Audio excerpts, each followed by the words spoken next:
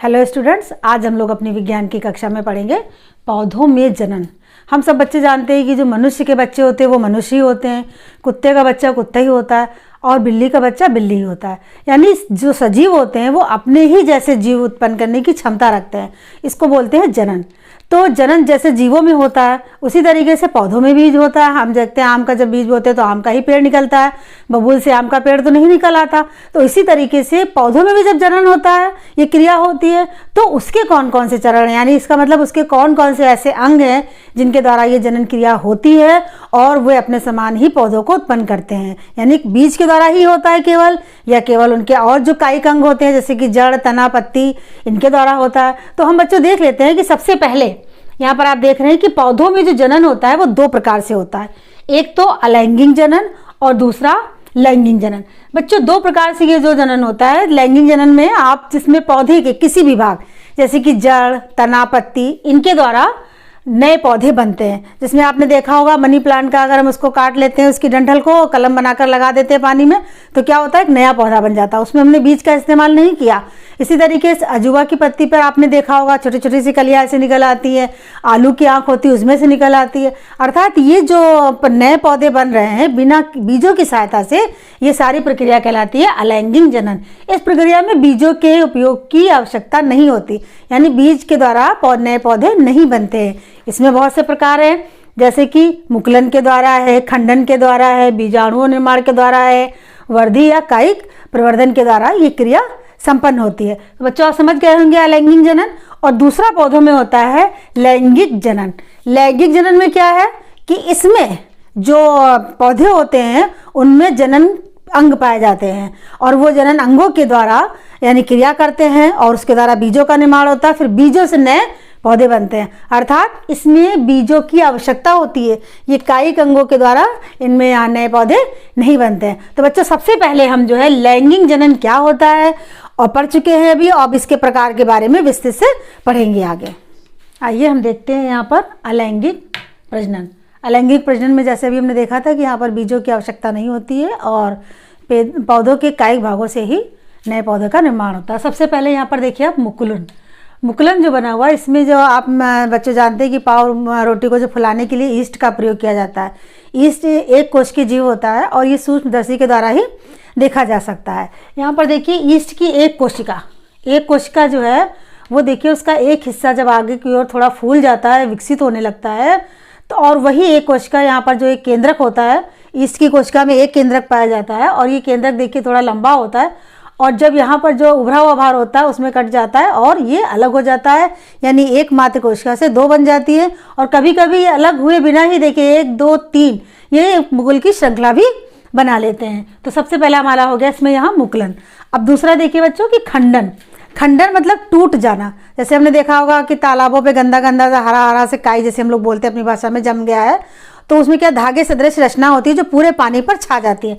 तो वही चीज़ यहाँ पर देखिए ये रचना है और ये जब कई भागों में टूट जाते हैं तो इसको बोलते हैं खंडन और इस तरीके से वो तालाब का पूरा पानी अपने में धीरे धीरे करके कवर कर लेते हैं।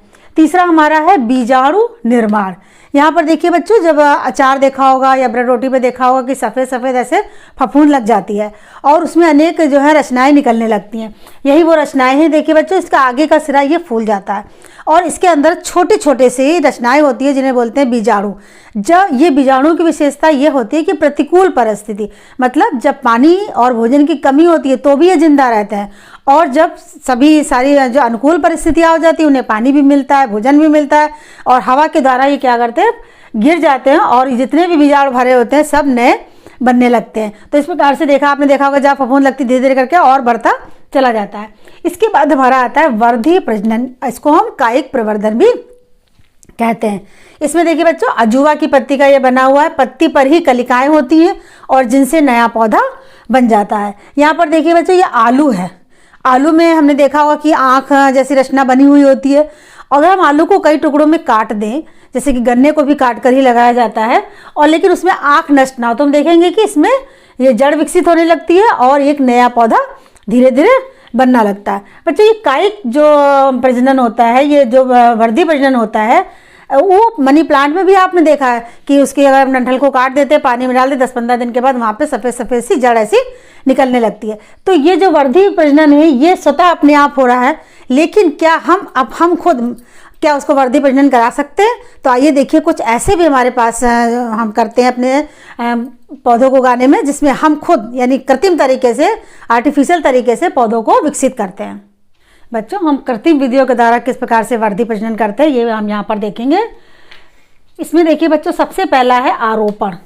आरोपण के द्वारा यहाँ पर हम जब कोई अच्छी नस्ल का पौधा उगाना चाहते हैं तब यहाँ पर ये क्रिया अप्लाई करते हैं, और इसमें देखते हैं क्या अच्छी किस्म का पौधा जिसकी जड़ वगैरह सब अच्छी है, स्वस्थ है वो पौधा, उसका नीचे का पार्ट ले लेते हैं और ऊपर का पार्ट भी एक अच्छी नस्ल जो हम बनाना चाहते हैं उसका ले लेते हैं, और एक दूसरे के ऊपर रोपण करते हैं, लगा देते हैं और उसको धागे से बांध देते हैं। कुछ थोड़े दिनों के बाद हम क्या देखते हैं, पानी देते रहेंगे क्योंकि इसमें पानी की बहुत ज़्यादा आवश्यकता होती है।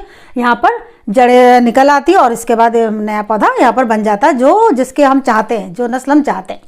इसके बाद दूसरा हमारा है कलम।